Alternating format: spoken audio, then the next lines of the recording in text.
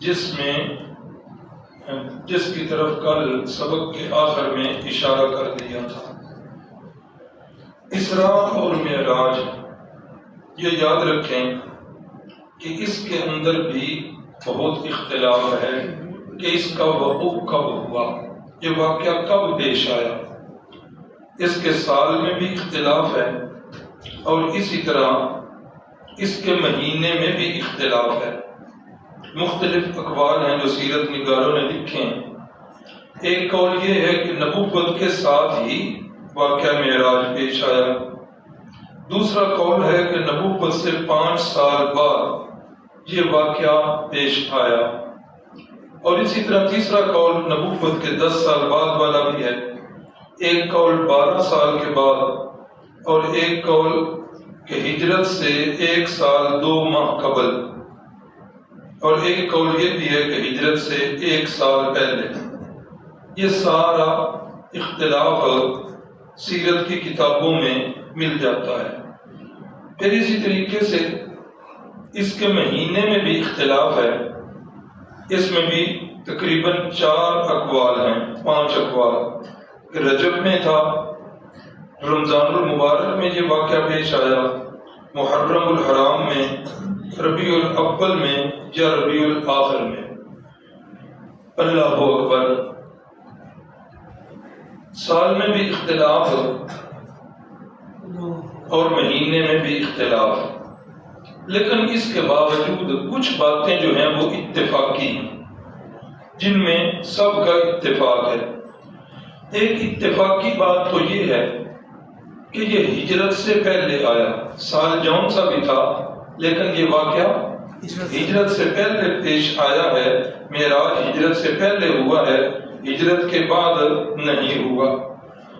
دوسرا یہ بھی اتفاقی بات ہے کہ طائف کے سفر کے بعد یہ واقعہ پیش آیا۔ اس میں بھی تقریباً اکثر کا اتفاق ہے کہ ہجرت سے پہلے اور طائف کے بعد، اور یہ بات بھی تقریباً سب کے ہاں اتفاقی ہے کہ ام المؤمنین حضرت خدیجہ الکبریٰ رضی اللہ تعالی عنہا ان کی وفات کے بعد یہ پیش آیا۔ یہ اتفاقی باتیں تو بہرحال ہیں، لیکن سال کون سا تھا، مہینہ کون سا تھا، اس میں اختلاف ہوا۔ یہ جو کسی خاص واقعہ میں تاریخوں کا اختلاف ہو جاتا ہے، اس میں ایک چیز جو ہے وہ واضح ہو جاتی ہے، جس طرح کہ رسول اللہ صلی اللہ علیہ وسلم کی ولادت باسعادت کی تاریخوں میں بھی اختلاف ہے۔ آپ نے اس وقت سنا کہ تاریخوں میں اختلاف ہے کہ کس تاریخ کو، پھر اسی طرح مہینے میں بھی اختلاف کہ مہینہ کون سا تھا۔ شیخ عبد القادر جیلانی، محبوب سبحانی، وہ تو محرم کا مہینہ بتاتے ہیں، تو وہاں بھی اختلاف یہ بتاتا ہے کہ صحابہ اکرام کی زندگیوں میں اور رسول اللہ صلی اللہ علیہ وسلم کی حیات طیبہ میں آپ صلی اللہ علیہ وسلم کا جو پیدائش والا دن تھا، میلاد النبی والا دن تھا، اس کو منانے کا کوئی رواج نہیں تھا۔ اگر اس کو باقاعدہ طور پر رسول اللہ صلی اللہ علیہ وسلم کی حیات طیبہ میں منایا جاتا ہوتا جس طرح آج کل ہمارے معاشرے میں ہے، تو پھر کبھی بھی اس بات کا اختلاف نہ ہوتا، جس طرح کہ عید الفطر اور عید الاضحیٰ کی تاریخوں میں کسی کا بھی اختلاف نہیں۔ وہ عیدیں چونکہ رسول اللہ نے پڑھائی ہیں، مسلمانوں نے پڑھی ہیں، تو اس لیے کسی کا اختلاف نہیں۔ اگر یہ دن بھی خاص ہوتا تو کبھی اختلاف نہ ہوتا۔ اسی طریقے سے یہ جو معراج والی رات ہے، اس کا اختلاف بھی بتا رہا ہے کہ یہ معراج والی رات رسول اللہ صلی اللہ علیہ وسلم نے منانے کا یا اس میں کوئی خاص عبادت کرنے کا آپ کا فرمان ہو نہیں ہے، اور صحابہ اکرام کے عمل سے بھی یہ بات ثابت نہیں۔ اگر آپ صلی اللہ علیہ وسلم سے یا صحابہ اکرام سے اس رات کا منانا یا عبادت کا کوئی خاص طریقہ ہوتا تو پھر اس کی تاریخوں کے اندر بھی اختلاف نہ ہوتا۔ ایک ہمارے ہاں پائی جاتی ہے شب برات، وہ تو بالکل ہی فضول سی ہے۔ شب کا لفظ بھی فارسی کا اور برات کا لفظ بھی فارسی کا، اور یہ دونوں لفظ ہی عربی کے نہیں ہیں، اس کا تو اسلام میں وجود ہی کوئی نہیں ہے شب برات کا۔ یہ جو شب معراج ہے اس میں پھر لوگ کیا کرتے ہیں، پھر وہ عبادت کرتے ہیں راتوں میں آ کر، تو بعض لوگ کہتے ہیں کہ نہیں جی بدعت ہے، یہ نہیں کرنی چاہیے۔ میری ایک ناقص سی رائے یہ ہے کہ اس پر اتنا سخت فتویٰ نہیں لگانا چاہیے۔ اگر کوئی اس رات کی مناسبت سے آ کر عبادت کرتا ہے اللہ کی تو کرنے دیں، کیوں؟ اس لیے کہ کر تو عبادت اللہ کی رہا ہے، غیر اللہ کی تو نہیں کر رہا۔ ہاں، اور ہو سکتا ہے رحمت الہی جوش میں آ جائے اور اس بندے کا جو ہے وہ فیصلہ اللہ تعالیٰ بہتر فرما دیں اور اللہ تعالیٰ جنت والی راہ پر اسے چلا دیں۔ تو جو اس رات میں عبادت کرتے ہیں ان کے لیے بھی یہ عرض ہے کہ ضروری سمجھ کر نہ کریں کہ لازمی حکم ہے، نہیں۔ اور دوسرا یہ کریں کہ اس رات میں یا اور بھی کسی رات میں اٹھنا نصیب ہو جائے تو یہ کیا کریں کہ جو قضا نمازیں ہیں ان کو کثرت کے ساتھ پڑھا کریں، قضا نمازیں، کیونکہ حدیث میں ہے قیامت والے دن سب سے پہلا سوال کس چیز کا ہوگا؟ نماز کا۔ تو یہ پیپر سے پاس ہوں گے تو آگے جو ہے دوسرے پیپر آئیں گے، تو پہلا سوال نماز کا ہونا ہے۔ اور یہ بھی حدیث پاک میں ہے کہ جس وقت نمازیں گنی جائیں گی فرشتے بتائیں گے کہ اس کے کتنے فرائض کم ہیں، حکم ہوگا کہ دیکھو اس کے نامہ عمل کے اندر جو ہے کوئی نوافل ہیں کہ نہیں، بتایا جائے گا کہ نوافل ہیں، نوافل بھی خوش نصیب لوگ ہی پڑھتے ہیں نا، بتایا جائے گا نوافل ہیں، حکم ہوگا کہ 70 نوافل کو اکاؤنٹ کر کے 70 نوافل کو جوڑ کر اس کا ایک فرض پورا کیا جائے۔ 70 نوافل ایک فرض کے برابر ہے، اس لیے کوشش کیا کریں کہ جب بھی ٹائم ملے تو ایک یہ قضا نمازیں جو ہیں ان کو پڑھنا چاہیے۔ بہرحال یہ اسراء اور معراج اس کے بارے میں نے بتا دیا۔ معراج کیوں ہوا یہ تو اللہ ہی جانتا ہے، لیکن مفسرین کرام اور سیرت نگار لکھتے ہیں کہ اس سے پہلے جتنی بھی تکلیفیں آتی رہیں اللہ تعالیٰ صبر کی تلقین کرتے رہے، وَاصْبِرْ وَاصْبِرْ وَاصْبِرْ، محبوب صبر کیجئے، محبوب صبر کیجئے، محبوب صبر کیجئے، یہی تلقین ہوتی رہی۔ اللہ اکبر۔ یہ جو میں نے آیت کریمہ پڑھی ہے نا 15ویں پارے کی سورہ بنی اسرائیل کی، یہ پہلی آیت ہے، اس سے پیچھے 14واں پارہ ختم ہو رہا۔ اللہ کی کروڑ ہاں رحمتیں ہوں شمس المحدثین جناب قاضی شمس الدین رحمہ اللہ پر، وہ فرماتے ہیں کہ یہ سورت جو ہے ختم ہو رہی ہے اور اگلی سورت شروع ہو رہی ہے، دونوں سورتوں کا ربط جوڑتے ہیں۔ یہ جو ہمارے علماء ہیں اشاعت التوحید و سنہ والے، ان کا جو سلسلہ ہے نا ترجمہ اور تفسیر کا، یہ ملتا ہے مولانا حسین علی رحمہ اللہ کے ساتھ۔ تو مولانا حسین علی کا انداز تفسیر وہ بڑا پیارا ہے، ہر مفسر کا ایک اپنا انداز ہوتا ہے، جس طرح کہ اگلے دن بھی میں نے بتایا تھا کہ ہر پھول کی خوشبو الگ اور ہر پھل کا ذائقہ الگ۔ تو حضرت مولانا حسین علی رحمہ اللہ فرماتے ہیں کہ یہ اللہ کی کلام جو ہے یہ پوری کی پوری کلام مربوط ہے، ربط والی، یہ نہیں کہ اگلی آیت میں کچھ اور پچھلی آیت کا اس کے ساتھ کوئی جوڑ اور ربط ہی نہ ہو، ایسے نہیں۔ وہ فرماتے ہیں کہ ہمارے ماحول معاشرے کے اندر اگر کوئی بندہ بے ربط کلام کرتا ہے تو ہم اس کو معیوب سمجھتے ہیں، ہم کہتے ہیں کہ یہ بندہ بے وقوف ہے۔ بے ربط کلام کا کیا مطلب؟ کہ کلام میں ایسا جملہ بولتا ہے جس کا اگلے پچھلے کے ساتھ جوڑ ہی کوئی نہیں۔ مثلا میں بھی کہتا ہوں کہ کل اس وقت ہم سبق پڑھ رہے تھے، اور اگلا جملہ کہتا ہوں کہ آج رحمان بابا جو ہے نا ٹرین نہیں ہے۔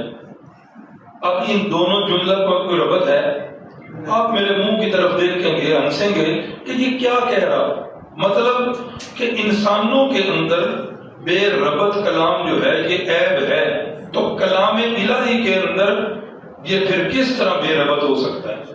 تو وہ فرماتے ہیں کہ کلام الہی انہوں نے اس طرح تفسیر کی ہے، ہر آیت کا دوسری آیت سے ربط، ہر سورت کا دوسری سورت کے ساتھ ربط، اور پورے قرآن مجید کو ایک لڑی کی طرح انہوں نے پرو کے رکھ دیے۔ اللہ اکبر۔ فرماتے ہیں 14ویں سپارے کا آخر جو ہے یہاں پر ہے وَاصْبِرْ وَمَا صَبْرُ، میرے محبوب صبر کرتے رہیں، صبر کرتے رہیں، ہر کام میں اللہ صبر کی تلقین کرتے رہے۔ تو جس وقت طائف والا واقعہ پیش آیا، پھر مکے کی سختیاں، پھر صحابہ کرام پر مشقتیں، تو اللہ کریم نے پھر کیا فرمایا؟ سبحان الذی اسریٰ، کیا میرے محبوب تکلیفیں سن سن کر آپ کا دل مبارک بھی بوجھل ہو چکا ہے، آئیں اب سیر کے لیے میرے ساتھ ملاقات کے لیے تشریف لے آئیں۔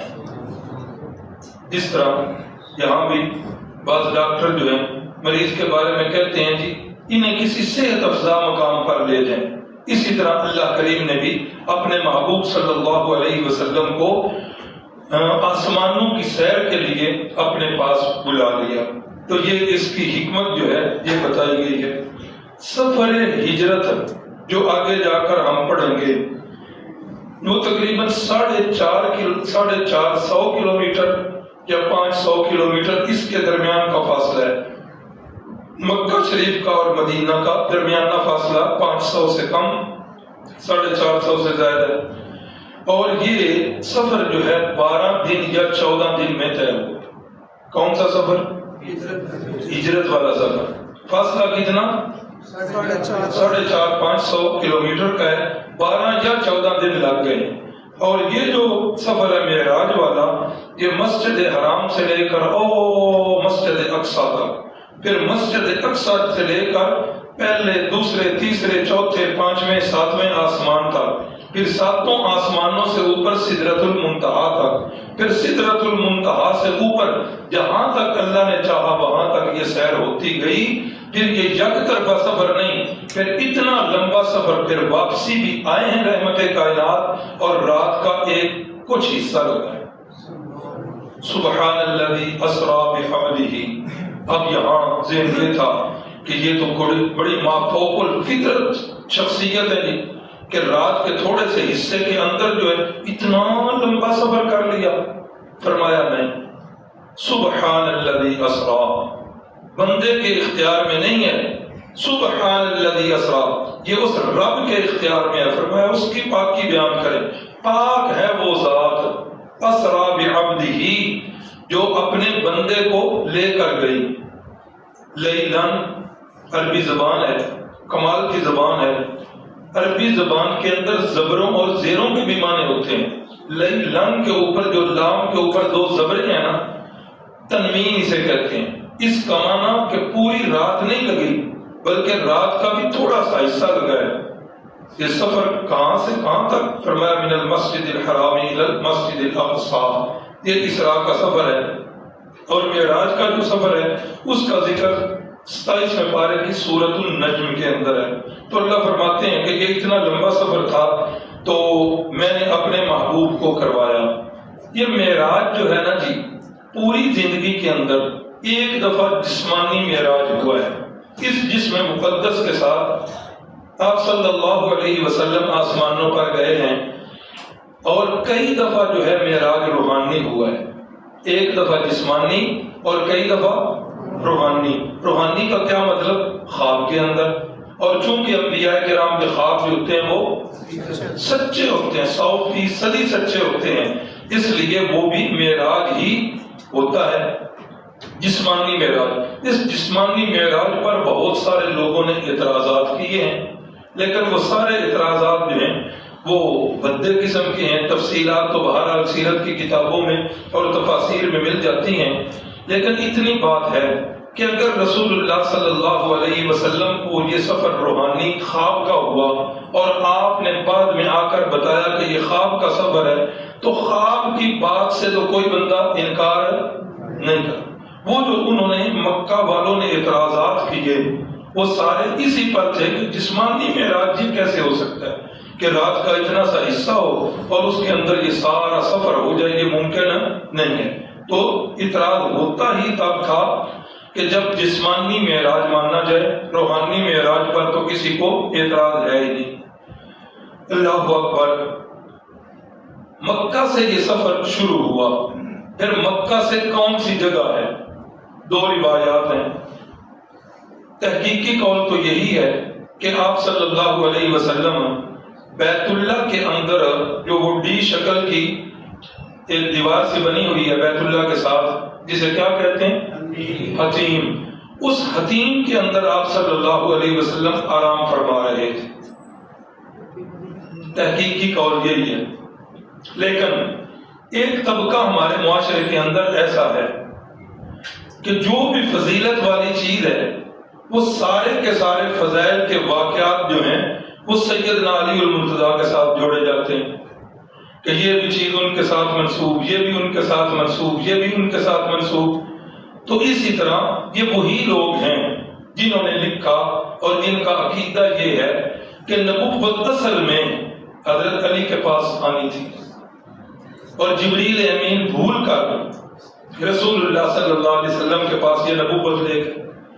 ایسی ایسی کہانیاں گڑھی گئیں کہ عقل دنگ رہ جاتی ہے۔ تو یہاں بھی انہوں نے کہا کہ نہیں، رسول اللہ صلی اللہ علیہ وسلم ام ہانی کے گھر پہ موجود تھے۔ اب ام ہانی کون ہے؟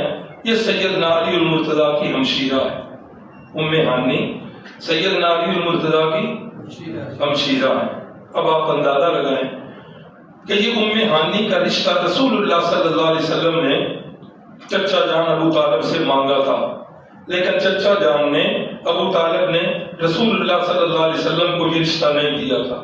پھر ایک کافر کے ساتھ ان کا نکاح کر دیا تھا، اور وہ کٹڑ دشمن اسلام تھا، اور فتح مکہ کے موقع پر جب مکہ فتح ہو گیا تو یہ بھاگ گیا اور نجران کے قریب جا کر یہ حالت کفر میں مر گیا تھا۔ اب آپ اندازہ کریں کہ ام ہانی شادی شدہ خاتون ہے، ہاں، تو رسول اللہ صلی اللہ علیہ وسلم نعوذ باللہ معاذ اللہ استغفر اللہ رات کو اس کے گھر میں کیا کر رہے ہیں؟ اور پھر اس کا خامد جو ہے وہ سخت کٹڑ ہے، دشمن ہے اسلام کا، کٹڑ قسم کا کافر ہے، تو بھلا وہ رہنے دیتا ہے؟ تو ایسی کوئی بات نہیں۔ یہ بات اس لیے بتانی پڑتی ہے کہ جب دوسری طرف سے سنی جائے بات تو پھر وہ ذہن کے اندر جو ہے جگہ پکڑ لیتی ہے، اس لیے یہ باتیں بتانی ضروری۔ اچھا، یہ ام ہانی تو الحمدللہ مسلمان تھی۔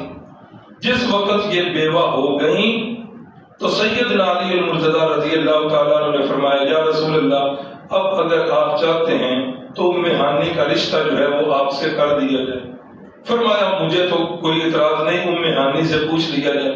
تو جس وقت ام ہانی سے پوچھا گیا تو فرمانے لگے، مجھے تو رسول اللہ صلی اللہ علیہ وسلم سے ہستی کوئی بھی عزیز اور دنیا میں نہیں، لیکن اب صرف معاملہ یہ ہے کہ میرے اب بچے ہیں، اب یہ بچے جو ہیں یہ رسول اللہ صلی اللہ علیہ وسلم پر بوجھ بنیں گے، تو میں جو ہے اس لیے آپ کی تکلیف کی وجہ سے نکاح نہیں کرنا چاہتا۔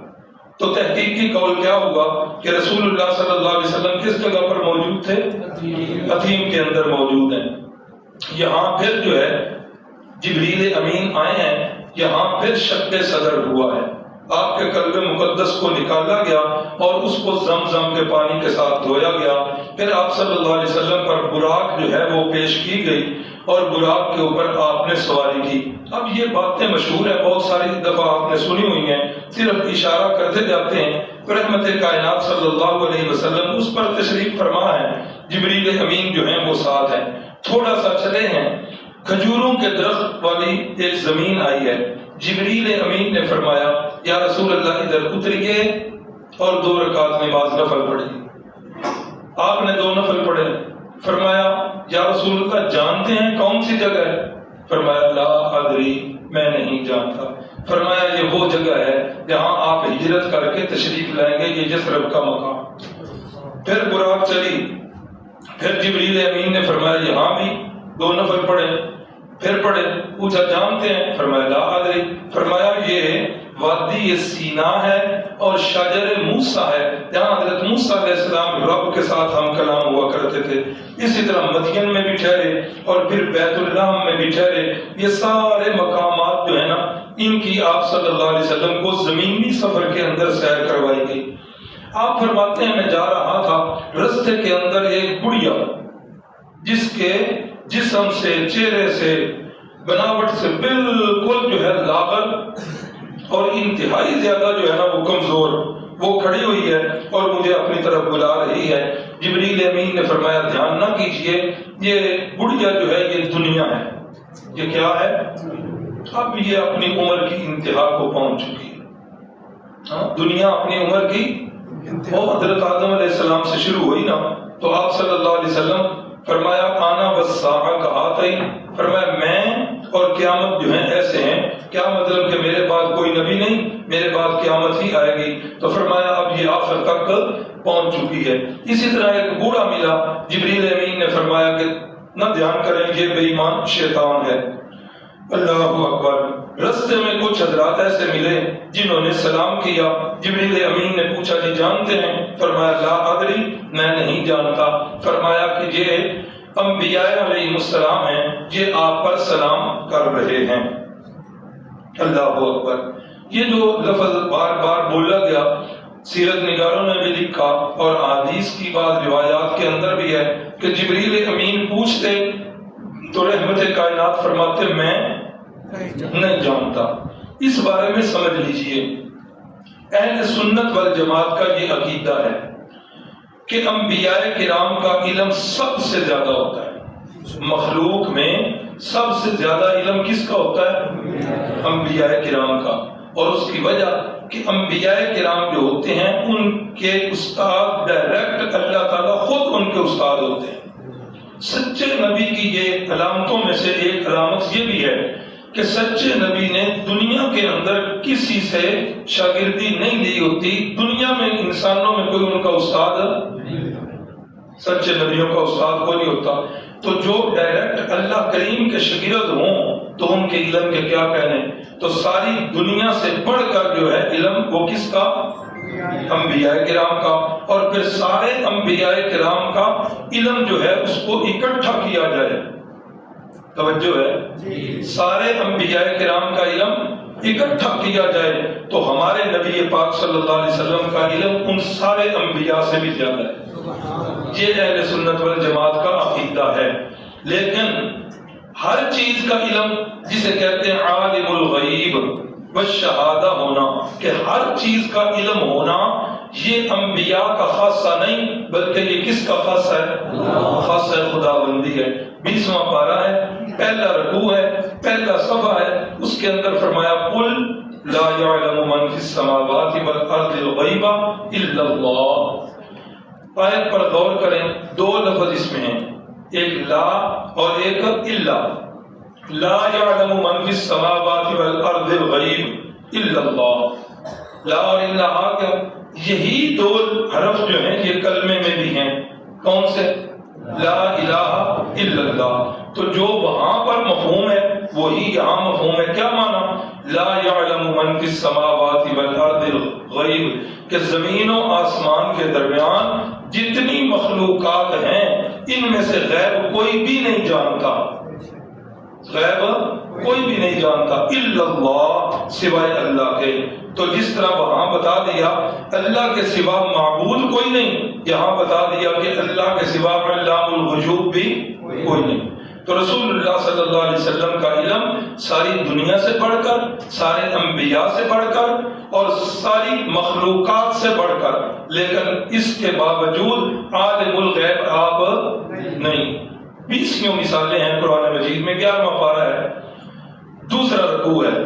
فرمایا وَمِمَّنْ حَوْلَكُمْ مِنَ الْأَعْرَابِ مُنَافِقُونَ وَمِنْ أَهْلِ الْمَدِينَةِ مَرَضُوا عَلَى النِّفَاقِ۔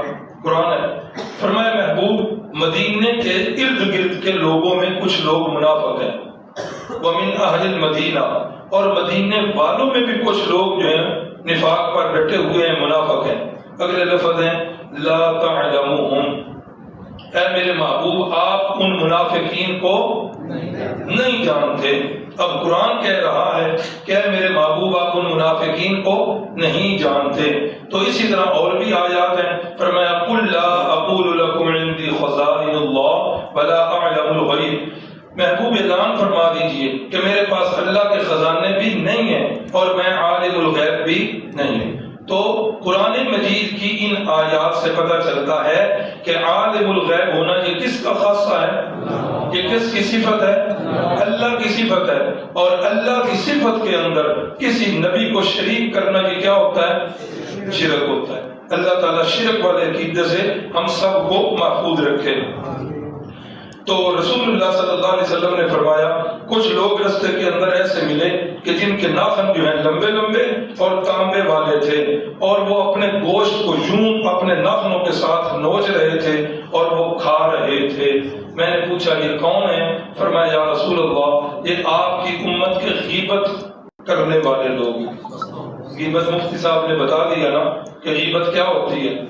کسی بھائی کی ایسی بات جو اسے پسند نہ ہو اس کی پیٹھ پیچھے بیان کرنا۔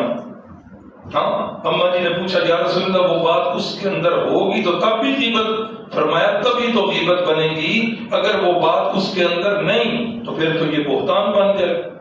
تو غیبت بڑی سخت چیز ہے، اور ایک الفاظ ہیں روایت کے الغیبت اشد من الزنا، زنا سے بھی زیادہ سخت غیبت ہے کہ زنا کرنے والا بندہ اگر مسلمان ہے تو زنا کو گناہ سمجھتا ہے، اور غیبت اس کے اندر تو اتنا سواد اور چسکا ہے کہ جب بندہ کرتا ہے تو اس وقت محسوس ہی نہیں ہوتا بلکہ بڑا مزہ آ رہا ہوتا ہے۔ امام ابو حنیفہ رحمہ اللہ فرمانے لگے ایک دن، کہتے ہیں کہ الحمدللہ میں نے پوری زندگی کسی کی غیبت نہیں کی، ساری زندگی گزر گئی میں نے کسی کی غیبت نہیں کی، اگر میں کسی کی غیبت کرتا تو میں اپنی ماں کی غیبت کرتا۔ لوگ حیران، حضرت یہ کیا فرما رہے ہیں؟ ماں کی غیبت؟ فرمایا ہاں، غیبت کا شرعی مسئلہ یہ ہے کہ جس کی غیبت کی جائے گی قیامت والے دن اس غیبت کرنے والے کی نیکیاں جو ہیں وہ اس کے کھاتے میں ڈالی جائیں گی۔ مجھے اللہ اور اس کے رسول کے بعد اگر کوئی ہستی محبوب ہے تو وہ میری ماں ہے۔ میں چاہتا ہوں کہ اگر میری نیکیاں جائیں تو وہ میری ماں کے نامہ اعمال میں جائیں، کسی اور کے نامہ اعمال میں نہ جائیں۔ اسی طرح کچھ بندوں کے پاس سے گزر ہوا تو کاشتکار ہیں، بیج دے رہے ہیں، آگے آگے چل رہے ہیں، بیج دیتے جا رہے ہیں، اور پیچھے فصل لہلہانے لگ جاتی ہے اور پھر جو ہے وہ بھر جاتی ہے۔ تو جبریل امین نے بتایا کہ یہ لوگ جو تھوڑی سی محنت کر رہے ہیں اور پیچھے سے محنت رنگ لا رہی ہے، فرمایا یہ مجاہدین فی سبیل اللہ ہے۔ آگے گزرے تو ایک بندہ جو ہے اس کا سر پتھر سے کچلا جا رہا ہے۔ جس وقت پتھر مارنے والا پتھر مارتا ہے سر کچلا جاتا ہے، وہ پتھر پکڑنے جاتا ہے، اتنے میں اس کا سر پھر بن جاتا ہے، وہ پھر لا کر اس کے سر میں مارتا ہے۔ پوچھا کہ یہ کون ہے؟ اتنی سخت سزا، ایک دفعہ نہیں دو دفعہ نہیں، یہ تو مسلسل ہو رہا ہے کہ پتھر مارا جاتا ہے اور وہ چیختا چلاتا ہے، سر کے کئی ٹکڑے ہو جاتے ہیں۔ فرمایا یہ وہ لوگ ہیں جو فرض نمازوں کے اندر جو ہے کوتاہی کرنے والے ہیں۔ آج دیکھ لیں کہ میری آج کی کتنی نمازیں میں نے پڑھی۔ اب شیطان بڑا عجیب ہے، تو کل اللہ بڑا غفور الرحیم، اللہ بڑا غفور الرحیم۔ اب یہ حدیث کی باتیں ہیں، رسول اللہ فرما رہے ہیں، اللہ اکبر۔ فرمایا کہ کچھ لوگوں کے پاس سے گزر ہوا کہ جن کے پاس کپڑے نہیں تھے، ٹکڑے تھے، پھٹ پھٹ کے لباس، ادھر سے بھی پھٹا ہوا ہے، ادھر سے ٹکڑے تھے ان کے جسم پر۔ پوچھا کہ یہ کون ہے؟ فرمایا یہ وہ بدبخت اور بد نصیب ہیں جو اپنے مال کی زکوٰۃ نہیں دیا کرتے تھے۔ پھر کچھ بندوں کے پاس سے گزر ہوا، تازہ گوشت پڑا ہوا ہے، بڑا خوشبودار گوشت ہے سامنے، اور دوسری طرف جو ہے گلا سڑا اور بدبودار گوشت ہے۔ یہ بدبخت خوشبودار گوشت کو چھوڑ کر بدبودار گوشت کو کھا رہے ہیں۔ پوچھا یہ کون ہے؟ فرمایا یہ وہ ہیں جو غیر عورتوں کے اندر، نامحرم عورتوں کے اندر دلچسپی لیا کرتے تھے، یعنی یہ اپنی بیویوں کو چھوڑ کر پھر زنا کیا کرتے تھے۔ فرمایا یہ وہ لوگ ہیں۔ اللہ اکبر۔ اسی طرح ایک بندے کو دیکھا کہ لکڑیوں کا گٹھا اٹھا رہا ہے اور اتنا وزن ہے اس کا کہ کمر دوری ہو رہی ہے، لیکن اس کے باوجود کوئی لکڑی پھر ملتی ہے، اس کی کوشش ہوتی ہے کہ میں اس کو بھی اپنے سر پر رکھ لوں، تو کمر جھکی جا رہی ہے۔ پوچھا یہ کون؟ فرمایا یہ امانت میں خیانت کرنے والے۔ پھر آگے کچھ بندوں کے پاس سے گزر ہوا جن کے ہاتھوں میں کینچیاں تھیں اور کینچیوں کے ساتھ وہ اپنے ہونٹوں کو بھی کاٹ رہے تھے، چیخ بھی رہے ہیں، تکلیف سے بلبلا بھی رہے ہیں، ہونٹوں کو بھی کاٹ رہے ہیں اور اپنی زبانوں کو بھی کاٹ رہے ہیں۔ پوچھا یہ کون ہے؟ فرمایا یہ آپ کی امت کے وہ خطیب اور علماء ہیں جو کہتے تھے وہ کرتے نہیں تھے، یقولون ما لا یفعلون، جو کہتے تھے وہ کرتے نہیں تھے۔ پھر کچھ بندوں کے پاس سے پھر ایک جگہ کے پاس سے گزر ہوا، بڑی خوشبو والی جگہ ہے، بڑی ٹھنڈی ہوا آ رہی ہے۔ پوچھا یہ کون سی جگہ ہے؟ فرمایا یہ جنت ہے۔ اسی طرح جہنم کا بھی دور سے مشاہدہ کروایا گیا۔ یہ ساری سیر کر کے رحمت کائنات صلی اللہ علیہ وسلم بیت المقدس پہنچتے۔ اللہ اکبر۔ جبریل امین نے ایک جگہ اپنی انگلی جو ہے اس کو داخل کیا اور وہاں ایک سوراخ بنا ہوا تھا، تو رسول اللہ صلی اللہ علیہ وسلم کی سواری کو اس سوراخ کے اندر جو ہے باندھا۔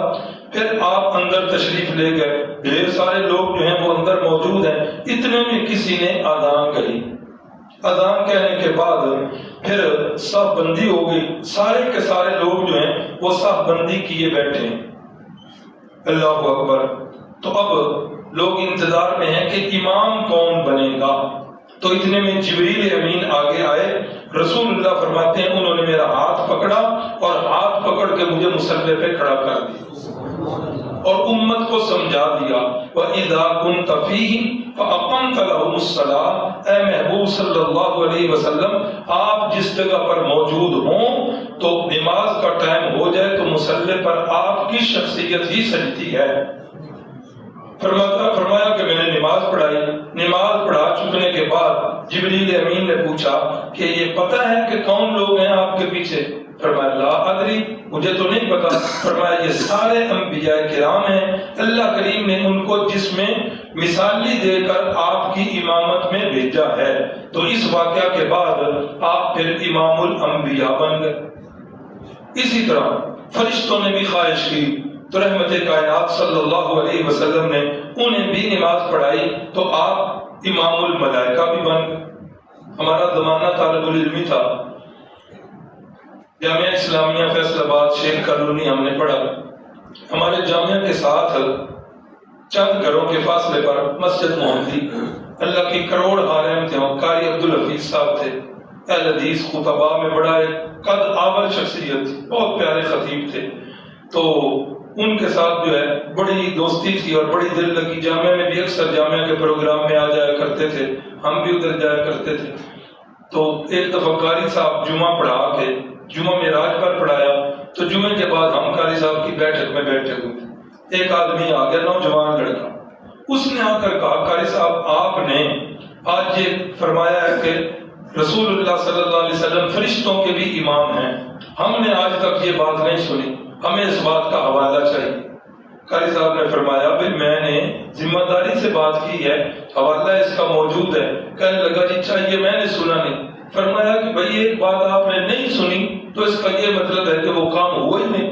پر قاری صاحب جو ہے اس سے بڑے ہی دل برداشتہ ہوئے اور فرمانے لگے کہ اب کیا کریں گے، نوجوان جو ہے یہ اس طرح کی گستاخیوں پر اتر آئے ہیں کہ اپنے علماء پر ان کو اعتماد ہی نہیں۔ بڑے دل دکھی ہوا۔ تو میں آج پڑھ رہا تھا، تقریباً 3-4 کتابوں کے اندر یہ حوالہ موجود ہے کہ رسول اللہ صلی اللہ علیہ وسلم نے اس رات فرشتوں کی بھی امامت کروائی ہے۔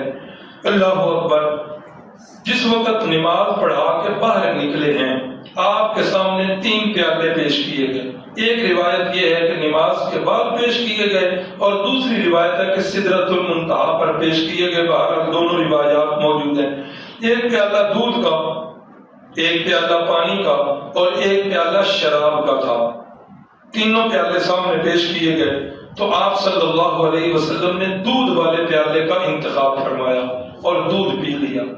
جبریل امین فرمانے لگے یا رسول اللہ صلی اللہ علیہ وسلم یہ آپ کی آزمائش تھی، اگر آپ پانی پی لیتے تو آپ کی امت غرق ہو جاتی اور اگر آپ شراب پی لیتے تو آپ کی امت جو ہے وہ ساری کی ساری گمراہ ہو جاتی۔ پھر یہاں سے سفر کا دوسرا حصہ معراج والا شروع ہوا ہے۔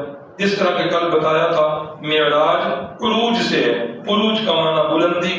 تو آپ صلی اللہ علیہ وسلم آسمانوں پر گئے، آسمانوں پر مختلف انبیاء کرام سے ملاقاتیں ہوئیں۔ تو رسول اللہ صلی اللہ علیہ وسلم ہر اپنے بھائی نبی سے مل کر پوچھتے تو سب نے فرمایا کہ بعثنا بالتوحید، اللہ کریم نے ہمیں توحید والا مشن دے کر اللہ رب العزت نے ہمیں دنیا میں بھیجا تھا۔ ساتوں آسمانوں سے اوپر سدرۃ المنتہا، سدرہ کا معنی بیری، بیری کا درخت، اور منتہا انتہا کی جگہ، منتہا دی اینڈ، یہاں سے اب نیچے سے اوپر کوئی چیز نہیں جا سکتی۔ جس وقت یہاں پہنچے جبریل امین بھی رک گئے، رسول اللہ صلی اللہ علیہ وسلم آگے بڑھنے لگے، فرمایا جبریل امین رک کیوں گئے ہو؟ فرمایا یا رسول اللہ اس سے آگے جانے کا حکم نہیں، نیچے سے کوئی چیز بھی اس سے اوپر نہیں جا سکتی، یہاں بالکل انتہا ہے، اگر میں اس سے اوپر چلا جاؤں تو میرے سارے کے سارے پر جو ہیں وہ جل کر راکھ ہو جاتے، ایک بال کے برابر بھی میں اوپر چلا گیا تو میرے سارے پر جل کر راکھ ہو جاتے۔ امیر شریعت سید عطا اللہ شاہ صاحب بخاری کا بڑا عشق بھرا جملہ جو ہے وہ یہاں پر موجود ہے، یہ سفر جس وقت بیان فرماتے تو یہ جبریل امین کا قول نقل کر کے فرماتے پنجابی میں، واہ جبریلہ نوری سے تو میرے نبی دا ساتھ چھڑ گئے، ہاں نوری سے تو میرے نبی دا ساتھ چھڑ گئے، اللہ کی قسم عطا اللہ شاہ بخاری اپنے نبی کا ساتھ ہوتا سارے کا سارا جل کر راکھ ہو جاتا، اپنے نبی کا ساتھ نہ چھوڑ۔ اللہ اکبر، پھر وہاں تک گئے جہاں تک اللہ نے چاہا۔ روایات میں ہے کہ کلمے جو چلنے والی ہیں، جو تقدیر الہی لکھتی ہیں، جن کے ساتھ وہ کام ہو رہے ہیں، ان کلموں کے چلنے کی آواز بھی اللہ نبی پاک صلی اللہ علیہ وسلم نے سنی ہے۔ پھر یہاں پر ایک اختلافی مسئلہ ہے، اور اختلافی بھی ایسا کہ دونوں طرف اہل سنت والجماعت ہیں اور دونوں طرف علماء حق ہیں۔ اختلاف اس بات میں کہ کیا رسول اللہ صلی اللہ علیہ وسلم نے اللہ کریم کو اپنی ان آنکھوں سے دیکھا ہے کہ نہیں دیکھا، رؤیت باری تعالی، تو بعض کہتے ہیں کہ دیکھا ہے اور بعض کہتے ہیں کہ نہیں دیکھا۔ پھر ایک درمیانہ طبقہ ہے علماء کا، وہ فرماتے ہیں ان آنکھوں سے تو نہیں دیکھا لیکن دل والی آنکھوں سے دیکھا ہے۔ دلائل دونوں جگہ پر اپنے اپنے موجود ہیں، بہرحال یہ دونوں طبقے جو ہیں یہ اہل علم کے ہیں، علماء حق کے ہیں، تو یہ ایک اختلاف ہے جس کو میں نے عرض کر دیا۔ اللہ کریم سے ملاقات ہوئی، اس ملاقات کے اندر رسول اللہ صلی اللہ علیہ وسلم نے اپنے تحائف پیش کیے، التحیات للہ والصلوات والطیبات، میری زبانی عبادتیں بھی ہے اللہ آپ کے لیے، میری بدنی عبادتیں بھی آپ کے لیے، اور میری مالی عبادتیں بھی آپ کے لیے۔ زبانی عبادتوں میں کیا آتا ہے؟ تسبیحات، ذکر، اذکار، یہ کس کے لیے؟ للہ، یہ اللہ کے لیے۔ بدنی عبادتوں کے اندر کیا آتا ہے؟ نماز، سجدہ، رکوع، یہ بھی کس کے لیے؟ سجدہ بھی غیر اللہ کے لیے نہیں، سجدہ بھی اللہ کے لیے، یہ بدنی عبادتیں، روزہ بدنی عبادت یہ بھی اللہ کے لیے، اسی طرح مالی عبادت وہ بھی اللہ کے لیے۔ تو مالی عبادات کے اندر کیا آتا ہے؟ زکوٰۃ، صدقہ، فطرانہ، نظر، منت، اور اسی طرح نظر، نیاز، یہ ساری مالی عبادات ہیں، تو یہ بھی ساری کس کے لیے ہیں؟ یہ ایک جملہ ہمارے معاشرے میں رائج ہے، نظر اللہ، نیاز حسین، یہ یاد رکھیں نظر اور نیاز یہ دونوں فارسی کے لفظ ہیں، اور ان دونوں کا معنی ایک ہے، مترادف الفاظ کہ الفاظ دو ہیں معنی ایک ہے، اور دونوں کا ایک ہی معنی ہے۔ تو نظر بھی اللہ کی تو نیاز بھی کس کی؟ اللہ کی، یہ مالی عبادات میں سے ہے۔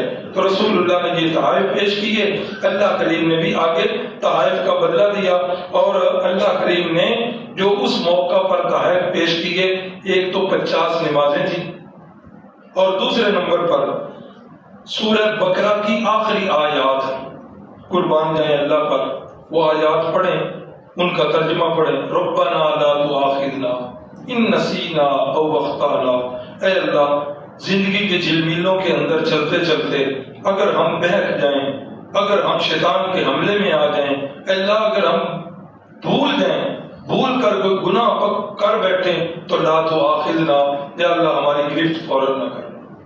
قربان جائے اس اللہ پر، خود اس نے دعائیں سکھائیں، ربنا ولا تحملنا ما لا طاقت لنا به، اے اللہ ایسا بوجھ نہ ڈالنا جس بوجھ کے سہنے کی ہمارے اندر طاقت نہیں. اے اللہ ایسا بوجھ بھی نہ ڈالنا جس طرح کے سخت قسم کے بوجھ تو نے سابقہ امتوں پر ڈالے تھے. اے اللہ اس طرح کا بوجھ بھی نہ ڈال. واعف عنا الہی درگزر فرما دینا. اغفر لنا اے اللہ بخشش فرما دینا. ورحمنا اے اللہ تیرے محبوب کے امتی تو ہیں نا, اے اللہ ہم پر رحم فرما دینا. یہ ساری دعائیں یہ رسول اللہ صلی اللہ علیہ وسلم کو اللہ تعالیٰ جو ہے معراج والی رات تحفہ دے رہے ہیں. اور تیسرا تحفہ جو ہے وہ کیا تھا؟ اے میرے محبوب آپ کی امت کے لیے یہ خوشخبری ہے, من مات لا یشرک باللہ شیئا دخل الجنہ. جس بندے کی زندگی جس بندے کی موت اس حالت میں آئے گی کہ وہ مشرک نہیں ہوگا, اللہ تعالیٰ اس کی بخشش اور مغفرت ضرور فرما دے. چاہے تو بغیر جو ہے سزا کے بھیج دیں گے یغفر ما دون ذلک, اور چاہیں گے تو اللہ تعالیٰ سزا دیں گے, سزا دے کر پھر جنت میں بھیج دیں گے. اللہ کریم ہم سب کو جہنم کے عذاب سے محفوظ رکھے. تو یہ سارے کے سارے جو ہے یہ رسول اللہ صلی اللہ علیہ وسلم کو تحفے ملے. جس وقت واپسی ہوئی رحمت کائنات نے بتائی بات, مشرکین مکہ مذاق اڑانے لگ پڑے. اچھا بھائی اتنا لمبا سفر ہم تو نہیں مانتے کہ آپ ادھر گئے ہو, اچھا اگر گئے ہو تو یہ بتاؤ کہ بیت المقدس کے دروازے کتنے ہیں, مثلا کھڑکیاں کتنی ہیں, ٹوٹیاں کتنی لگی ہوئی ہیں. ہاں آپ جو اتنے سالوں سے ماشاءاللہ آ رہے ہیں, اگر میں آپ سے پوچھوں گے ہماری ٹوٹیاں کتنی ہیں تو آپ بتا دیں گے. ہاں یہ ایسے بھدے قسم کے لچر قسم کے اعتراضات انہوں نے رسول اللہ صلی اللہ علیہ وسلم پر کیے. تو رسول اللہ صلی اللہ علیہ وسلم فرماتے ہیں کہ جب اس قسم کے سوالات کیے میں اتنا پریشان ہوا کہ اس سے پہلے میں ایسا پریشان نہیں ہوا. اللہ نے پھر خاص کرم کیا, میرے اور بیت المقدس کے درمیان جتنی رکاوٹیں تھی اللہ نے دور کر دی. بیت المقدس کے فاصلوں کو سمیٹ کر اللہ نے میرے سامنے کر دیا, اور جو سوال کر رہے تھے میں ایک ایک چیز دیکھ کر ان کو جواب دے رہا تھا. ہاں لیکن ماننے کے لیے تو ایک دلیل بھی کافی ہوتی ہے, اور نہ ماننے کے لیے سارا قرآن بھی جو ہے وہ نہ کافی ہے.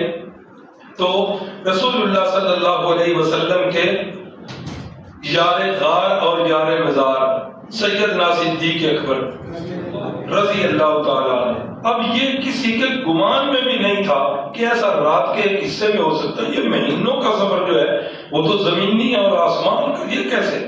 تو کسی من چلے نے صدیق اکبر سے کہہ دیا ابو بکر سے, ابو بکر ان میں تو پھر تصدیق کریں, تیرا ساتھی نعوذ باللہ معاذ اللہ یہ باتیں کر رہا ہے, یہ جھوٹ بول رہا, مانتے ہو؟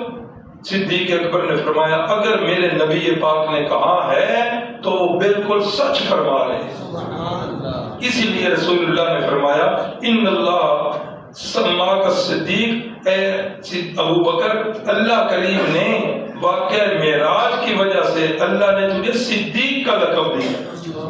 اسی واقعہ کی وجہ سے ابو بکر جو ہے وہ صدیق بنے اور ابو جہل جو ہے وہ زندیق بنا. اللہ اکبر. آگے چل کر بات آ جائے گی کہ رحمت کائنات نے جب مختلف بادشاہوں کے پاس اپنے ایلچی بھیجے تھے خط دے کر, تو کیسر روم سپر پاور اس کا جو بادشاہ تھا نا ہرقل, اس کے پاس بھی خط گیا, اس کے پاس بھی ایلچی گئے. اس وقت جو کیسر ہے یہ ایلیا ایک شہر ہے اس میں تھا. تو جس وقت اس نے سنا, اس نے کہا کہ پتہ کرو اس شہر کے اندر مکے کا کوئی بندہ آیا ہوا ہے, اس سے باتیں تو پوچھوں. تو اس وقت ابو سفیان جو سیدنا امیر معاویہ کے والد ہیں مسلمان نہیں تھے, اس وقت تجارت کے سلسلے میں ایلیا میں موجود تھے. اس نے بلا لیا, اس نے کئی سوال کیے, وہ سوال اپنی جگہ پر آ جائیں گے آج کی مضمون کی مناسبت سے. جو کئی سوال کرتے رہے جواب جو ہے وہ ابو سفیان بتاتا رہا. تو ایک یہ بات تھی کہ ابھی نئی بات, اس نے پوچھا نا کہ کوئی نئی بات بتاؤ. ابو سفیان نے کہا نئی بات لاؤ. تازی بات یہ ہے کہ اس نبی نے جو نبوت کا دعویٰ کرتا ہے اس نے کہا کہ میں راتوں رات اتنا لمبا سفر کر کے گیا ہوں, پھر آسمانوں پر گیا ہوں, پھر واپس آیا ہوں. اس کے گمان میں تھا کہ ابو سفیان جو ہے ابو سفیان کے گمان میں تھا کہ یہ اتنا بڑا جھوٹ ہے، اتنا بڑا جھوٹ ہے کہ اس کو سن کر ہرقل جو ہے وہ تو بالکل ہی تکذیب کرے گا اور جھٹلا دے گا۔ تو کہتے ہیں کہ جس وقت یہ بات ہو گئی تو ہرقل نے کہا کہ یہ بات جو ہے بڑی عجیب آپ کر رہے ہیں کہ بیت المقدس میں آئے ہیں اور ادھر سارا کچھ ہوا ہے تو پھر اوپر گئے ہیں۔ یہ باتیں جس وقت اس کے دربار میں ہو رہی تھیں تو اس کے جو بطریق ہوتے ہیں مذہبی رہنما عیسائیوں کے، ایک بطریق جو بڑا تھا وہ موجود تھا اس محفل کے اندر۔ بطریق کہنے لگا کہ میں بیت المقدس کا خادم ہوں، اس رات جس رات کی یہ بات کر رہے ہیں میں بتاتا ہوں کہ میرے ساتھ کیا پیش آیا۔ حسب سابق روزانہ سال ہر سال سے معمول ہے کہ رات کو جس وقت سارے عبادت کرنے والے چلے جاتے ہیں دروازے بند کرنا میری ڈیوٹی ہے، ان کو تالا لگانا میری ڈیوٹی ہے۔ سالوں سے ایسے صبح رات سب سے آخر میں جاتا ہوں، صبح سب سے پہلے آتا ہوں۔ جس رات کی یہ بات کر رہے ہیں نا اس رات ایسا ہوا کہ جب سارے فارغ ہو کے نکلے میں نے بیت المقدس کے دروازے بند کرنے شروع کر دیے تو باقی سارے دروازے بند ہو گئے، ایک دروازہ بند نہیں ہوا۔ ہم نے بڑی کوشش کی کہ یہ دروازہ بند نہیں، وہ چھوٹا موٹا مستری جو ادھر تھا اس کو لے کر آئے، نہیں سمجھ آئی، دروازہ کھلے رہ گیا۔ ہم نے یہ سوچا کہ اوپر سے دیوار کا وزن آ چکا ہے اس وجہ سے دروازہ بند نہیں ہو رہا، اب کریں تو کیا کریں۔ خیر یہی بات طے ہوئی کہ صبح اٹھ کر پھر اس کا دیکھ لیں گے۔ کہتے ہیں کہ ہم چلے گئے، دروازہ کھلا رہ گیا۔ صبح جس وقت ہوئی تو میں آیا تو میں نے دیکھا اس دروازے کو پکڑا تو وہ ایسے ہل رہا تھا جیسے کبھی خراب ہی نہیں ہوئی۔ ہاں تو واقعہ ہی اس رات جو ہے کچھ تبدیلیاں میں نے دیکھی، وہاں گھوڑوں کے نشانات بھی دیکھے، ایسے لگ رہا تھا کہ جیسے اس رات میں کچھ نہ کچھ ہوا ہے۔ تو رسول اللہ صلی اللہ علیہ وسلم کے واقعہ کی تصدیق جو ہے وہ ایک بطریق نے بھی کر ڈالی۔ تو یہ سارا واقعہ جو ہے معراج کا یہ پیش آیا ہے کون سے سال میں؟ نبوت کے 11ویں سال میں۔ اس کے بعد جن نبوت کا 12واں سال شروع ہوتا ہے، پچھلے اسی 11ویں سال کے اندر ہم نے پڑھا کہ یثرب سے کچھ لوگ آئے تھے جنہیں رسول اللہ صلی اللہ علیہ وسلم نے دعوت دی تھی۔ کس جگہ پر؟ جی ماشاءاللہ مستری صاحب دی آواز صاحب تو کس جگہ جی؟ مینا میں۔ اور یہ بندے کتنے تھے؟ 6 سعادت مند روحیں تھیں جو یہاں تشریف لائی تھیں۔ اب یہ جس وقت اسلام قبول کر کے واپس چلے گئے تو آئندہ 12واں سال جس وقت آیا تو یہ 12ویں سال کے اندر جو ہے یہ تقریباً 12 بندے جو ہے پھر آ گئے، جن کے اندر 5 بندے تو سابقہ ہی تھے اور باقی جو ہیں وہ کچھ نئے لوگ تھے۔ اللہ اکبر۔ تو یہ جس وقت آئے تو رسول اللہ صلی اللہ علیہ وسلم نے پھر ان کے ہاتھ پر بیعت کی۔ اب یہ لوگ جو ہے اسلام تو ادھر قبول کر چکے تھے لیکن پھر انہوں نے آ کر رسول اللہ کے دست مبارک پر بیعت کی۔ تفسیروں میں بھی ہے، سیرت کی کتابوں میں بھی ہے کہ رحمت کائنات صلی اللہ علیہ وسلم نے کن شرائط پر بیعت کی۔ فرمایا لا یشرکن باللہ شیئا، کہ آج کے بعد اللہ کے ساتھ شریک نہیں۔ یہ دیکھ لیں جہاں بھی پڑھیں انبیاء کی زندگی کا خلاصہ اور نچوڑ جو ہے وہ یہاں ہی آ کر ختم ہوتا ہے کہ معاشرے سے شرک ختم ہو جائے، ساری دنیا اللہ کی پجاری بن جائے۔ پہلی شرط یہی ہے کہ اگر میری بیعت کرنی ہے لا یشرکن باللہ شیئا، اللہ کے ساتھ شریک نہیں کرنا، لا یسرقنا، ہاں آج کے بعد چوری نہیں کرنی، لا یزنینا آج کے بعد زنا نہیں کرنا، ولا یقتلن اولادہن اپنی اولادوں کو قتل نہیں کرنا، ولا یأتین ببہتان آج کے بعد کسی کے اوپر بہتان۔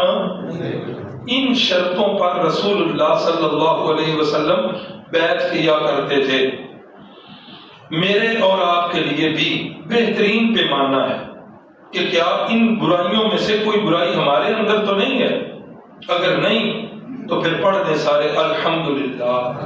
اگر ماضی میں ہوئی ہے تو اللہ سے دعا گو ہیں اللہ کریم ہمیں معاف فرما دے اور آئندہ ان ساری چیزوں سے اللہ کریم بچنے کی توفیق عطا فرما دے۔ تو جس وقت یہ بیعت ہونے لگی تو بیعت جو ہے نا یہ لفظ ہے بے سے، با یا عین، بیع۔ بیع کا معنی ہوتا ہے بیچنا، فروخت کرنا، تو اپنی جان کو فروخت کرنا ہوتا ہے۔ تو حضرت عبداللہ بن رواحہ نے پوچھا یا رسول اللہ، یہ جو آپ بیعت لے رہے ہیں ہم سے کہ یہ کام بھی نہیں کرنا، یہ بھی نہیں کرنا، یہ بھی نہیں کرنا، یہ بھی ٹھیک ہے، یہ پابندیاں تو لگ گئیں، ہمیں اس کے بدلے میں ملے گا کیا؟ انسان کی طبیعت ہے نا، لالچی ہے کہ یہ کام کرو، یہ کرو، چلی کر لیا، کیا ملے گا؟ فرمایا اس کے بدلے میں اللہ تعالیٰ تمہیں جنت عطا فرمائے۔ اللہ کریم نے قرآن کا نزول فرما دیا، ان اللہ اشتری من المؤمنین انفسهم واموالهم بان لهم الجنہ، اللہ نے ہر مومن سے اس کی جان کو اور اس کے مال کو خرید لیا ہے اور بدلے میں کیا دی ہے؟ جنت۔ اللہ تعالیٰ نے جنت دی ہے۔ تو رسول اللہ صلی اللہ علیہ وسلم بیعت کر رہے ہیں اور صحابہ بیعت لے رہے ہیں اور صحابہ کرام بیعت کر رہے ہیں۔ تو رحمت کائنات صلی اللہ علیہ وسلم نے جس وقت یہ قافلہ واپس جانے لگا، ان کے ساتھ حضرت مصعب بن عمیر رضی اللہ تعالیٰ عنہ کو بھیج دیا کہ آپ معلم اسلام بن کر ان کے ساتھ جاؤ اور جا کر جسرب کے اندر اسلام کی دعوت کو عام کر دو۔ حضرت مصعب بن عمیر بڑے ہی خوبصورت نوجوان تھے، بڑے ہی حسین و جمیل، یعنی آج پہلے نہیں، آج مطالعہ میں آئیے رسول اللہ صلی اللہ علیہ وسلم کا فرمان، فرمایا کہ پورے مکے کے اندر مصعب سے زیادہ حسین و جمیل بھی کوئی نہیں، مصعب سے زیادہ خوش پوشاک بھی کوئی نہیں، اس کا لباس جو ہے کمال درجے کا ہوتا ہے۔ اور فرمایا کہ مصعب کے علاوہ اتنا بندہ ناز و نعمت کے اندر پلا ہوا بھی کوئی، ماڈل تھے، فیشن جو ہے ان کی ذات سے شروع ہوتا تھا اور لوگ ان کے کپڑوں کو دیکھ کر، ان کی چیزوں کو دیکھ کر لوگ جو ہے وہ نقالی کیا کرتے۔ اسلام کا یہ خوبصورت فرزند رسول اللہ صلی اللہ علیہ وسلم ڈیوٹی لگا رہے ہیں کہ آپ اس قافلے کے ساتھ جس طرف چلے جائیں اور وہاں جا کر اسلام کے معلم بنے۔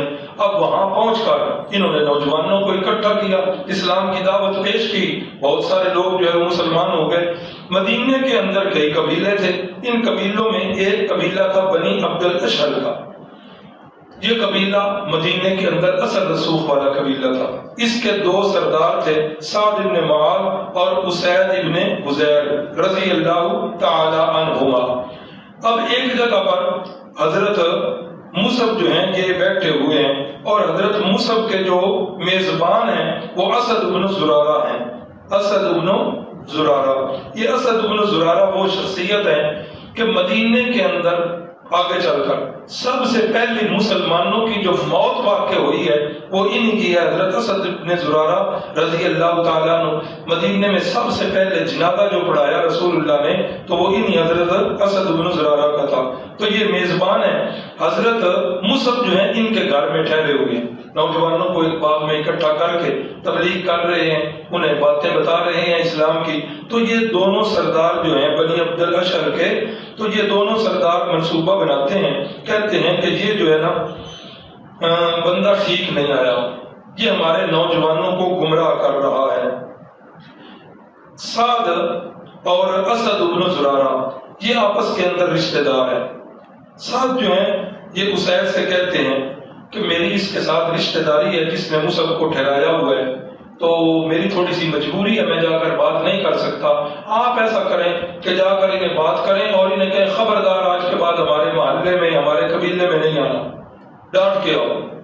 تو حضرت جو ہے اسید چلے گئے اور جا کر انہوں نے جس وقت ڈانٹا تو آگے سے حضرت مصعب بن عمیر نے بڑی میٹھی آواز میں کہا کہ اسید 2-3 منٹ بیٹھو، ہماری بات تو سن لو، ہم مجبور نہیں کرتے کسی کو، صرف بات سن لو، پسند آ جائے تو قبول کر لینا، نہ پسند آ جائے تو رد کر دینا، جس طرح تم کہو کر دیں۔ کہا ٹھیک ہے، اس میں سننے میں تو کوئی حرج نہیں۔ اسید جو ہیں یہ بیٹھ جاتے ہیں اور حضرت مصعب بن عمیر رضی اللہ تعالیٰ عنہ اپنی دعوت شروع کر دیتے ہیں۔ دعوت دیتے دیتے اللہ کریم کی طرف سے فیصلے ہو چکے تھے، اسید جو ہیں یہ مسلمان ہو جاتے ہیں حضرت مصعب کی محنت سے۔ جس وقت یہ مسلمان ہو گئے تو یہ حضرت مصعب سے اور اسد بن زرارہ سے کہنے لگے کہ ایک بندہ کبھی اور مسلمان کر لو نا تو یوں سمجھو کہ ہمارا سارا قبیلہ مسلمان ہو جائے۔ کہا وہ کون؟ فرمایا کہ سعد جو ہے نا ان کو مسلمان کر دیں. کہا ٹھیک ہے آپ ان کو جو ہے نا ہمارے پاس کسی طریقے سے بھیجیں تو کر دیں گے.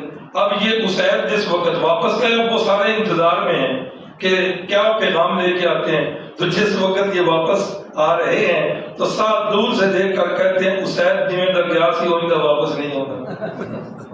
کوئی اس کے اندر تبدیلی ہو چکی ہے. تو حضرت اسید نے کیا ہیلا کیا؟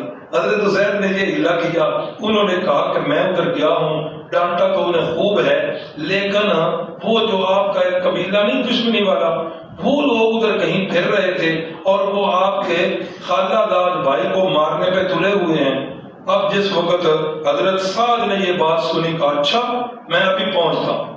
اب جس وقت وہاں گئے تو نہ وہ قبیلے کے لوگ نہ دشمن، یہ تو بڑے اطمینان سے آپس میں باتیں کر رہے ہیں. سعد فوراً سمجھ گئے کہ یہ اسید نے ہیلا کیا ہے. اور حضرت سعد ڈانٹنے لگے تو حضرت مصعب بن عمیر نے بڑی پیاری اور میٹھی آواز میں فرمایا سعد یار بندہ تو بڑا تگڑا ہے اور سردار ہے. تو سردار تو ایسا نہیں کرتے، سردار تو بات سن کر فیصلے کرتے ہیں. آپ بیٹھے بات تو سنیں، چنگی لگے تو مان لینا، نہ چنگی لگے تو جھٹک دینا. فرمایا ٹھیک ہے اس میں تو کوئی حرج نہیں. تو حضرت مصعب بن عمیر نے انہیں اسلام کی دعوت دی تو وہ بھی مسلمان ہو گئے. اب جس وقت یہ دونوں مسلمان ہو گئے حضرت صاحب قبیلے کی طرف گئے، قبیلے والوں سے جا کر کہنے لگے اوے قبیلے والوں بتاؤ میں تمہارے بارے میں کیسا ہوں، مجھے کیسا سمجھتے ہو؟ انہوں نے کہا جی آپ ہمارے خیر خواہ ہیں، ہر معاملے کے اندر آپ ہمارے ساتھ ہیں. فرمایا اچھا ٹھیک ہے اگر سارے مجھے اپنا خیر خواہ سمجھتے ہو تو کان کھول کے سن لو. اشہد ان لا الہ الا اللہ وحدہ لا شریک لہ واشہد ان محمدا عبدہ ورسولہ. میں مسلمان ہو چکا ہوں، اب تم بتاؤ تم کیا چاہتے ہو؟ انہوں نے کہا کہ آپ کفر میں ہمارے سردار تھے تو آپ اسلام میں بھی ہمارے سردار ہیں. سب نے بیک زبان کلمہ پڑھا اور پورے کا پورا قبیلہ جو ہے وہ مسلمان ہو گیا. اسی 12ویں سال کے اندر ایک اور شخصیت جو ہے یہ بھی مسلمان ہوتی. یہ لوگ جس وقت واپس گئے نا مدینہ طیبہ میں، پھر تو ہر گھر کے اندر اسلام کی باتیں ہو رہی. انہی لوگوں میں ایک ایسا فرزند وہ بھی مسلمان ہو کے ان 12 بندوں میں واپس گئے ہیں جن کے باپ کا نام ہے عمر بن جمور رضی اللہ تعالی عنہ.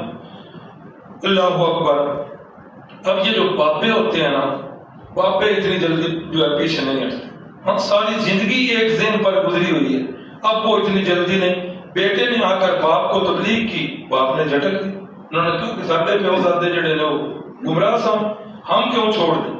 تو باپ نے ایک بت بنا کے رکھا ہوا تھا اور وہ لات کے نام پر منسوب کیا ہوا تھا کہ وہ جو بابا جی حج کے موسم میں حاجیوں کو فی سبیل اللہ ستو گول گول کر پلاتے تھے نا، بڑے نیک تھے، اللہ کے ولی تھے، تو ان کے نام سے بت کو منسوب کیا ہوا ہے. اور عقیدہ یہ ہے کہ میں ان کی عبادت کروں گا، ان کو راضی کروں گا تو یہ اللہ کے ہاں سفارش کر کے مجھے بخشوا لیں گے. خود کیوں نہیں کرتے ہو اللہ کی عبادت؟ کہا جی اللہ ہم تو اتنے گناہگار ہیں کہ اللہ ہماری سنتا نہیں اور یہ اس کے اپنے ہیں، اللہ ان کی موڑتا نہیں. ساڑیاں ان آگے تین ندیاں ہوتا. یہ شروع سے نظریہ چلا آ رہا ہے. تو بیٹے نے چند دن تبلیغ کے بعد سوچا کہ ابا جو ہے اس طرح ٹھیک نہیں ہو. بیٹے کے ذہن میں ایک اور منصوبہ بنا. رات جس وقت سارے گھر والے سو گئے، بیٹا اٹھا چپ کے باپ کے کمرے میں گیا، اس بت کو اٹھایا اور اس بت کو اٹھا کر کیا کیا کہ محلے کے اندر ایک کنواں تھا، اندھا کنواں اسے کہتے ہیں جو پانی جس کا خشک ہو جائے اور لوگ اس کے اندر کوڑا کرکٹ ڈالتے ہوں. اس کنویں کے اندر جو ہے نا اس بت کو لٹکا کر دھاگے کے ساتھ رسی کے ساتھ تو آ کے سو گئے. صبح باپ جب اٹھا تو کمرے میں گیا جس وقت سجدہ کرنے کے لیے، عبادت کرنے کے لیے، تو خدا صاحب سامنے ہے کوئی نہیں. ہاں پریشان، ادھر دیکھا ادھر دیکھا نہیں مل رہا. بھائی کسی کو پتا ہو، سارے چپ، کسی کو پتا نہیں اور جس کو پتا ہے وہ بول نہیں رہا. اچھا ڈھونڈتے باہر گلیوں میں اندھے کنویں کے پاس گئے تو وہاں وہ خدا جو ہے وہ الٹا لٹکا ہوا ہے رسی کے ساتھ اور گندگی اس کے منہ کے ساتھ لگ رہی. بڑا برا بلا کہا کہ تیرے ساتھ کس نے یہ حالت کی ہے؟ ادھر سے اٹھایا، اس کو صاف کیا، دھویا، لا کے اپنی جگہ پہ رکھ دیا. کہا کہ مجھے اگر پتہ چل جائے نا تیری حالت کس نے کی ہے تو دیکھ میں اس کی درگت کیسے بناتا ہوں. عبادت کرتے رہے. رات ہو گئی. رات بیٹے نے پھر یہی سلوک کیا. دوسرے دن پھر یہی معاملہ ہوا. تیسرے دن رات کو بیٹے نے کیا کیا, پکڑا اور ادھر وہ گندگی کے ڈھیر پر ایک کتے کا بچہ مرا ہوا تھا.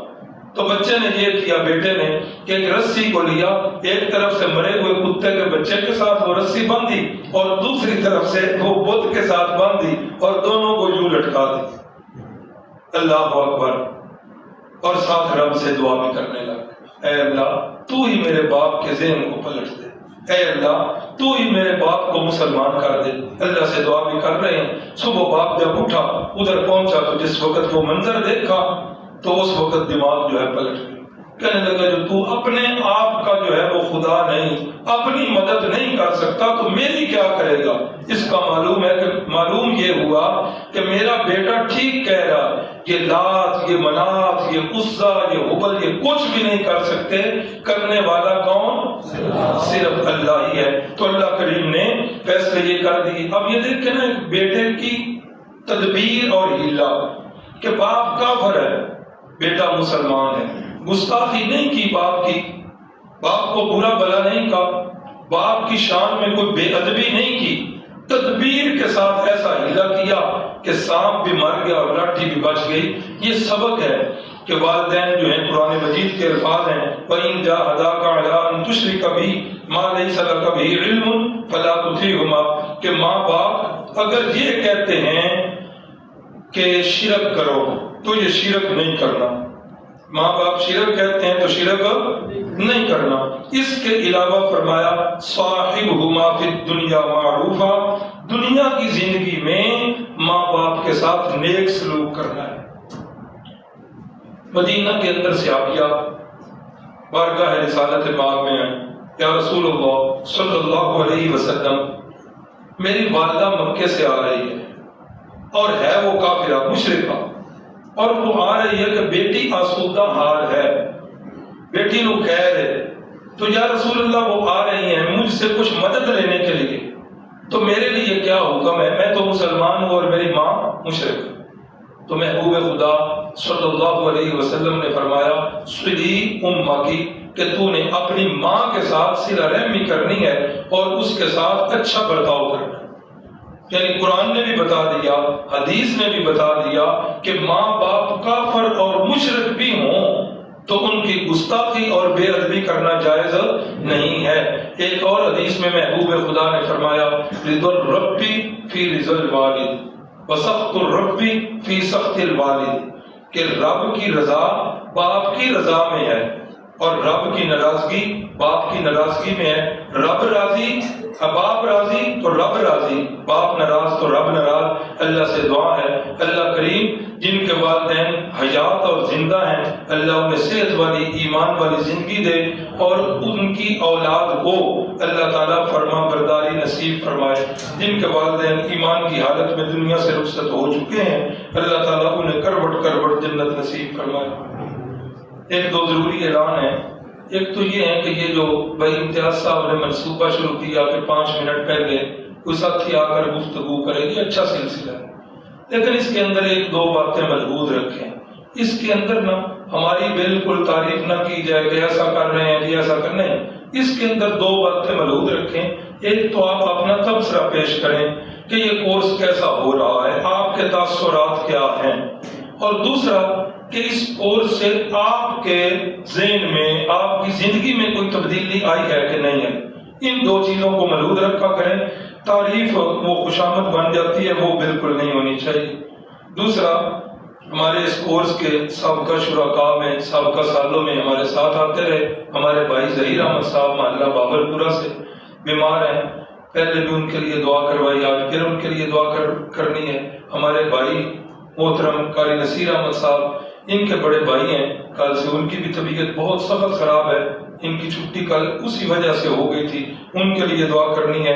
اللہ انہیں بھی ہر لحاظ سے رحمت اور تندرستی سے نواز دے. یا ربیع الاول 12 ربیع الاول کو جو چیز تقسیم کی جاتی ہے وہ کھانی چاہیے کہ نہیں کھانی چاہیے؟ کرو ہی کال ہوگی جب بہتر نہیں، ضرور تماشے دیکھ کر نکلنا ہے۔ یہ سچی بات یہ ہے کہ جو حضرات مناتے ہیں نا، ان کے اہل علم بھی خود پریشان ہیں۔ اہل علم وہ بیچارے خود پریشان ہیں کہ ہم نے قوم کو اس ڈگر پہ نہیں لگایا تھا جس ڈگر پر یہ لگ چکے ہیں۔